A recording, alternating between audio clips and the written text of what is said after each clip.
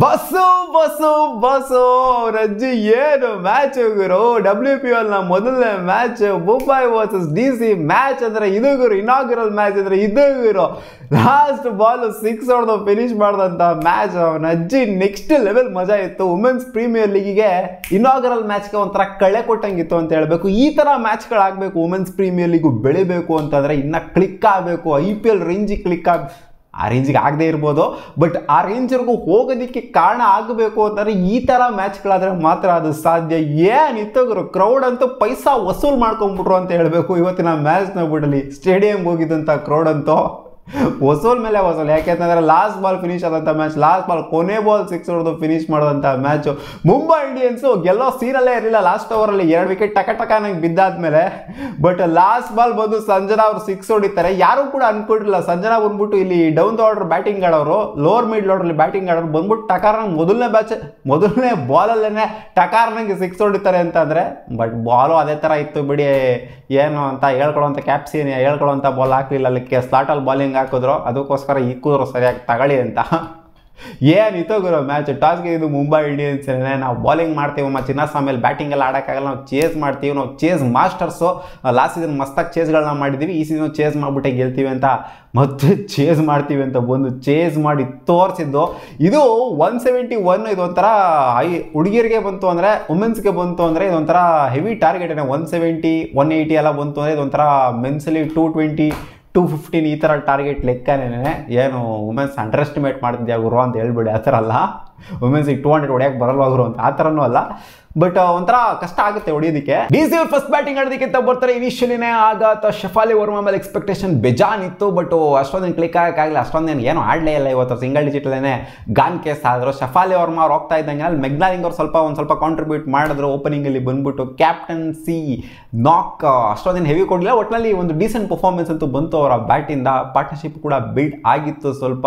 ಆ ಕ್ಯಾಪ್ಸಿ ಅವರ ಪರ್ಫಾರ್ಮೆನ್ಸ್ ಏನಿದೆ 75 ರನ್ಸ್, ನಾನು ಸೆಂಚುರಿಗಿಂಚು ಬರುತ್ತಾನೆ ಇನಾಗರಲ್ ಮ್ಯಾಚಲ್ಲಿ ಅಂತ ಎಕ್ಸ್ಪೆಕ್ಟೇಷನ್ ಇಟ್ಕೊಂಡಿದೆ. ಹೊಡಿಬೋದಾಗಿತ್ತು, ಚೆನ್ನಾಗಿ ಆಡಿತ್ತು ಅಂತಂದಿದ್ರೆ.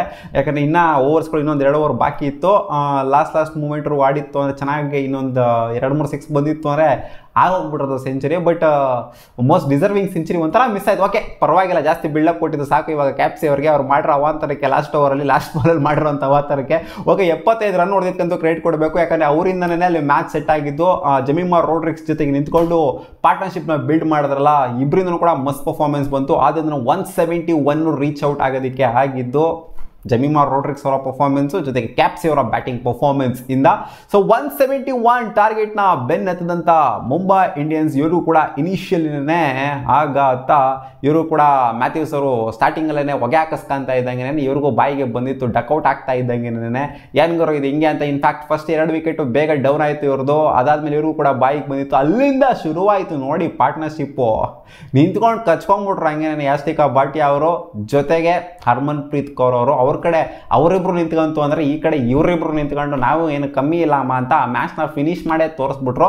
ಬಟ್ ಹರ್ಮನ್ ಪ್ರೀತ್ ಕೌರ್ ಯಾಸ್ತಿಕಾ ಭಾಟಿಯಾ ಅವರು ಇಬ್ಬರು ಫಿನಿಶ್ ಮಾಡಲಿಲ್ಲ. ಬಟ್ ಆದರೆ ಫಿನಿಶ್ ಮಾಡಿದ್ದು ಸಂಜನಾ ಅವರು ಅಂದ್ಬಿಟ್ಟು ಅವ್ರು ಅಜ್ಜಿ ತಗೊಳ್ರಿ 6 ಅಂತ ಲಾಸ್ಟ್ ಓವರಲ್ಲಿ. ಈ ಮ್ಯಾಚ್ ಬಗ್ಗೆ ಮಾತಾಡೇನು ಪ್ರಯೋಜನ ಇಲ್ಲ, ಲಾಸ್ಟ್ ಓವರ್ ಬಗ್ಗೆ ಮಾತಾಡಬೇಕಷ್ಟೇ. ಕ್ಯಾಪ್ಸಿ ಅವ್ರಿಗೆ ಏನಕ್ಕೆ ತೊಗೊಂಬಂದ್ರು, ಲಾಸ್ಟ್ ಓವರ್ ಸ್ಪಿನ್ನರ್ಗೆ ಏನಕ್ಕೆ ತೊಗೊಂಬಂದ್ರು ಅಂತ ನನಗೊಂದು ಕ್ವೆಶನ್ ಬಂದಿತ್ತು. ಇಕ್ಬಿಡ್ಬೋದಲ್ವಾ, ಹರ್ಮನ್ ಪ್ರೀತ್ ಏನು ಕಮ್ಮಿನ ಆಡಿದ್ರೆ.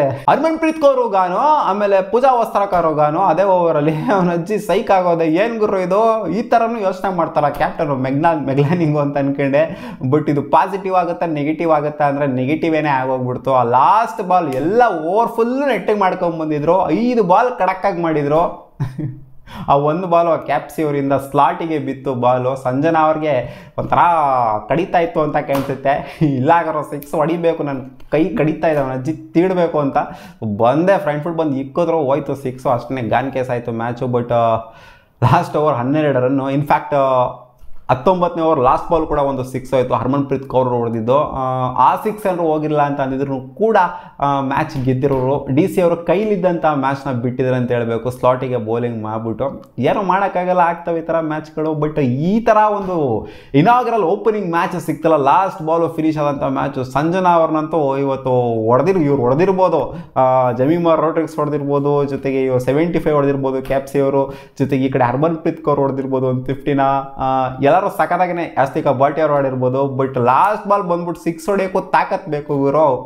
ವೆರಿ ಫಸ್ಟ್ ಬಾಲ್ ಬಂದ್ಬಿಟ್ಟು ಅಂಡರ್ ಪ್ರೆಷರು 5 ರನ್ ಬೇಕಿದ್ದಾಗ 6 ಹೊಡ್ಬಿಟ್ಟು ಮ್ಯಾಚ್ನಾಗ ಗೆಲ್ಲಿಸ್ತಾರೆ ಅಂತ. ಇದು KS ಬರತ್ತು ಲಾಸ್ಟ್ ಬಾಲ್ 6 ಹೊಡ್ಬಿಟ್ಟು ಮ್ಯಾಚ್ನಾಗ ಗೆಲ್ಸಿದ್ರಲ್ಲ ಗುರು ಇವ್ರ ಮೇಲೆ, ಲಕ್ನೋ ಸೂಪರ್ ಜೈಂಟ್ಸ್ ಮೇಲೆ. ಆ ಥರ ಇದೆ ಇದು. ಸಿಗೋಣ ಮುಂದಿನ ಡೆಲ್ಲಿ ಕ್ಯಾಪಿಟಲ್ಸ್ ಮೇಲೆ ಲಕ್ನೋ ಸೂಪರ್ ಜೈಂಟ್ಸ್ಗೆ ಹೋಗ್ಬಿಟ್ಟೆ ನಾನು. ಸೊ ಓಕೆ, ನಿಮ್ಗೆ ಏನಿಸ್ತು ಈ ಮ್ಯಾಚು ಕಾಮೆಂಟ್ ಸೆಕ್ಷನಲ್ಲಿ ಕಾಮೆಂಟ್ ಮಾಡಿಬಿಟ್ಟು ತಿಳಿಸಿ. ಸಿಗೋಣ ಮುಂದಿನ ವಿಡಿಯೋದಲ್ಲಿ ಗಾಯ್ಸ್, ಬಾಯ್.